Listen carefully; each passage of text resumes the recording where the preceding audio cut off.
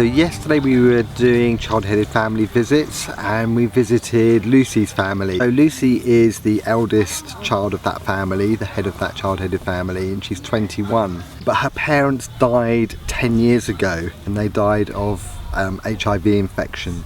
So by the time she's 12, she has buried both of her parents. And for young girls of that nature, who need to drop out of education because there's no funding, the choices become really stark for them. By the age of 16, a man has come along and promised to take care of her, and she has been like married off in a kind of a very informal way, not through a proper ceremony or family recognition, but she's basically gone to his compound and become his wife. And there's a real vulnerability to the girls and the child-headed families to that kind of exploitation. And in fact, Lucy's telling us that within a year she knows this is a catastrophic mistake, and she comes back to the family home, but she's already obtained a child in that time.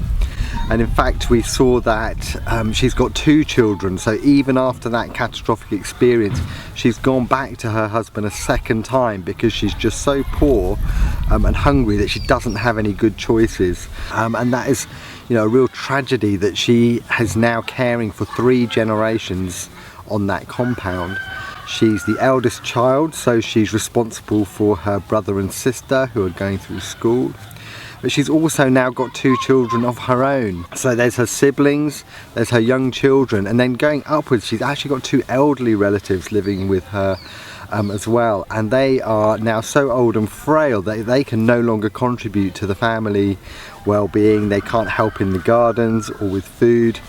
So they too have just become an additional burden on her life. And if you try and imagine this life, any one of these situations would be you know, heartbreaking and catastrophic and traumatizing, but she is overladen with all of these kind of issues. And then you get to, well, how is she getting by? How is she providing for this family? And you ask the question, where does this family get any money from to live? The only way she can get money is to go and dig on other people's land. And so that is basically hard labour, manually digging with a hoe to weed or to prepare beds for sowing.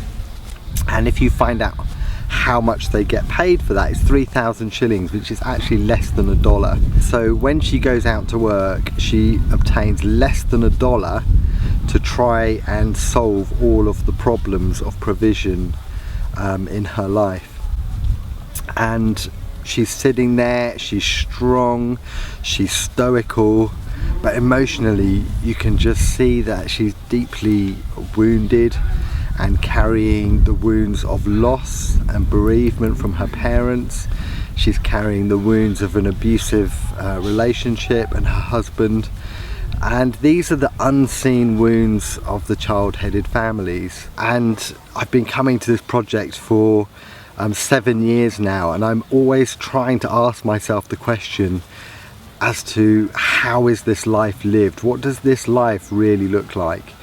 What does the life of a child-headed family look like? Not as a picture, not as a story, but in the actual moments of it. What do the hours and the minutes and the days and the months look and feel like for a person like Lucy, who is trapped in poverty with overwhelming challenges to face?